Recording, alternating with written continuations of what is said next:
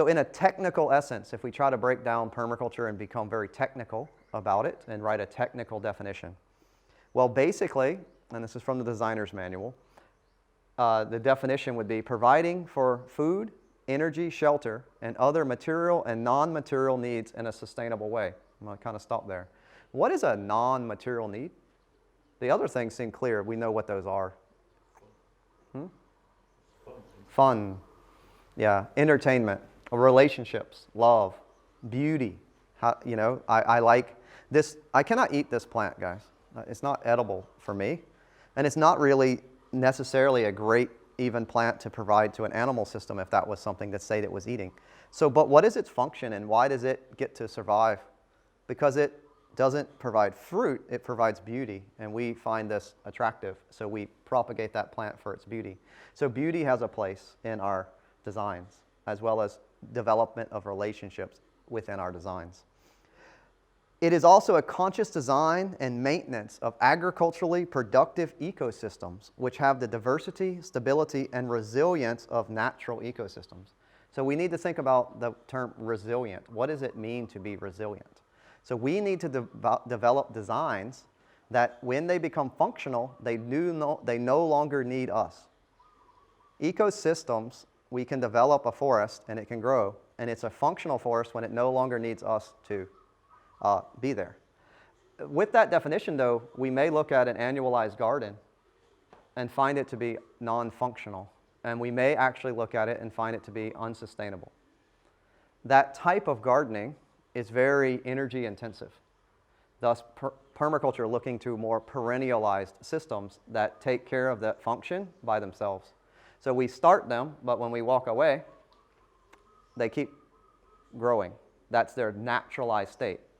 It's when we take things out of their naturalized state and put them into what's called forced function. Then they no longer will be able to provide that. And that's what we're going to have to look at. So it's not to say don't eat annuals. Annuals are great, taste good. But where did the annual come from before we put it into little boxes? Because I don't know that I see the difference between a little boxed bed and a chicken cage. You remove the inputs of water, nutrient, and that plant will die. It cannot live there naturalized. So we want to ask ourselves, where did they naturally come from? And that'll lead us to the concept of food forest, bringing things back into more naturalized relationships in which we do less work. So I don't have to put in. So energy at the beginning, sustainability at the end. This is the definition that we want to look for, and that's the technical essence. So we'll look at the founders of permaculture, if you will, Bill Mollison and David Holmgren. In 1978, they have what is described as a landmark publication, or the start of the permaculture movement as we know it today, a book called Permaculture 1 that kind of begins the movement. The story of Permaculture 1 is that Bill Mollison was a lecturer at, I believe, Hobart University after he had worked in the forestry industry in his home country of Tasmania. And one of his students, or graduate student, was David Holmgren. And so Bill was teaching a class on what we know as sustainability, but at that point, it's actually called agroecology, okay? So the basis of the word permaculture in a university sense around the world is actually agroecology, as Australians would do, right? They would change the words to something else. So that's probably the class he's teaching. But through that class, they decided, let's see if we could distill all of this things that were from all of these varied sources into one source. That was the idea. So they wrote the book, what would be known as Permaculture 1, perennial agriculture, okay? And then from there, that was very small. Bill then went on to keep expanding that. So he wrote Permaculture 2 without David. Then he wrote the Permaculture, a Designer's Manual, the basis of this class. And then he wrote Introduction to Permaculture. Okay, and that was the last of the books that he wrote. One of the things that I found interesting when reading the Designer's Manual was how Bill would reference in his prose the inspiration that he takes for what is permaculture from all of the what we might call traditional or tribal concepts of agriculture. So more naturalized, or natural agriculture. Here's a picture of Bill with a gentleman named, and I know I'm going to have poor pronunciation, but Matsumoto Fukuoka. And he wrote a book called Natural Farming. He also wrote The One Straw Revolution, and he coined the term, which is basically called do nothing agriculture. The concept is if I take a mango, I eat the mango, I plant the mango seed, right, at the right time. Let's assume it's a rainy season here. The mango seed will grow up to a seedling. It will survive the dry season. Eventually, within 3 to 5 years, it will produce more mango for 20 years, and I did nothing. What makes us believe we should do more? He looked at rice. He said in Japan, there was all this wild rice growing, and everybody cultivated it with a lot of work, a lot of physical human activity to make that rice grow to get higher yields. But he looked and he said, what? Man, on the side of the road in the ditch where no one cultivated, there's wild rice growing. How did it get there? Why is it growing and no one's tending it? So why do we need to do all of this work? So his idea was to let nature take its course or to practice do nothing agriculture. So I could get 1,000 mangoes if I really prune and fertilize my mango tree. I get 600 mangoes if I do nothing. You could construe that 3 extra trees equals an offset of the loss of, and then that's all energy. So the energy in to get the extra mangoes, he didn't believe that that was necessary. So that's something that we need to look at, or we will go through. Here's a food forest in the Philippines. So this food forest has been there for generations, okay? It's a normal thing that we'll look at Robert Hart as creating the first food forest in England. But to think that that was the first food forest in the world, no chance, okay? So we also see here, that's a picture of P.A. Yeoman's property called the Yolbermeyer in Australia.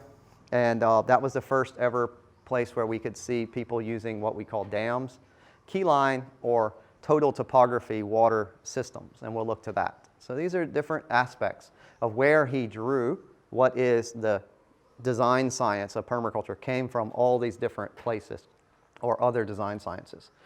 In the university, people got upset with Bill to some extent because they said that he would cross boundaries, because in his class he would start talking about biology, and then he talked about botany, and then he talked about soil science, and then he goes over and he talks about earthworks, which is civil engineering, and he brings it all together, and so that wasn't specialist. That was everybody being generally knowledgeable, not separating the knowledge into specialists. So that wasn't very popular in university. That brings out the concept of a 72-hour design certificate course. The first one was run by Bill Mollison in 1981 after he released Permaculture, a Designer's Manual. There's over 400,000 graduates, 4 million graduates, 40 million graduates. Nobody really knows exactly. There's courses every day, but there's not a, let's say, association or a legitimate individual association of permaculturalists, okay? It's more of a grassroots organization. In each country, they do typically have some type of association per country. So in Thailand, they have what is like the Permaculture Convergence Association, so they can have graduates that would do that, more of a Thai organization. If you went to England, there's the UK, America has America, Australia has Australia. But let's say an overall international organization, not as such yet. And I don't think Bill necessarily thought that there should be, okay, that type of thing either. Thus, no one's kind of, as a permaculturalist, it's more open source mindset, so I'm not sure that that will ever develop or that it's needed. The 14 chapters of the book is what we're going to be going over during the course, which is the introduction we're doing kind of today, which is our ethics and principles. Then we're going to go through concepts and themes in designs and methods of design, which is basically the permaculture design process. So we can kind of put that into one concept. After is pattern understanding. I want you to see patterns as nature's language, nature being our teacher. So first we need to understand how nature communicates with us, to understand how to read our landscape and to understand and communicate. Then we'll design better. We'll look at climate throughout the course, the different factors that it takes on our climate, from rain, water, sunlight. Trees and their energy transactions is how a tree grows and works and interacts with those energies. More modernized today in permaculture to be the what we know as food forest or forest gardening. Food forest is a basically tropical term.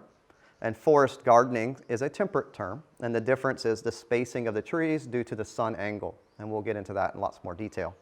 Water, or I like to think about as water systems, or water harvesting for our home, or processing of wastewater. We have soils, or the soil food web, as popularized more modernly. Earthworks and earth resources, which is dams, ponds, swales, ditches, these types of relationships and the interrelationships of them. Then you can go through, and Bill separates the different climates, so as the tropic and how we might approach permaculture in the tropics. So that would be at Raktamachat, we would do that in our rainy season. We have the dryland strategies that we would operate those also in our dry season, because we actually have what's called the wet, dry tropics. So we have 2 climates. Then he has humid, cool to cool climates, which people know as temperate. So that's our cold climates. Aquaculture, this is another one that we're going to have to look at. We'll introduce aquaculture, but I'm not confident that the way Bill described it meets our modern definition of permaculture, in the sense that it was a little bit, the way he described it, commercialized. Fish in a cage. So he described the commercial aquaculture, and that's fine. Today, looking at things in a more what we call holistic animal husbandry. So we can have animals have a place and function in nature, but the question again, how did the animal function naturally before we put it into like a cage system?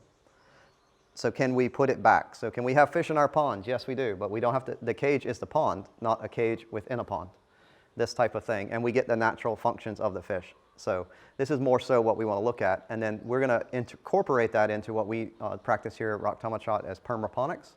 So we use the waste cycling system, nutrient production of the fish within the pond to take the water to our garden to produce more plants, for instance, in a more naturalized manner. And then strategies of an alternative global nation. Well, that's community, as I like to think about it, or the term that is utilized. So the more holistic aspect is community, but Bill didn't speak about community or intentional communities or eco-villages. Those things didn't exist at that time. They're now developed. There's no transition town at the time that he wrote this. What we can see is that what he wrote was, say, the seed or the thought pattern to make those things happen, okay? So we're going to go over that as he discussed it, but we're also going to look past it to the more present and even the future. So where was the seed of the thought process? That's a macro view of like a globalized nation, everyone getting along, possibly having a one world, if you want to describe it in his sense. One world government isn't they rule us. There's like no government, kind of, just one. Localized, lots of local governments, not really an overlining government, that type of thing. Everybody plays by the same rules. More so what we might see it if they ever get together, a globalized climate accord, everybody has the same set of rules. You implement them locally, but globally they're the same.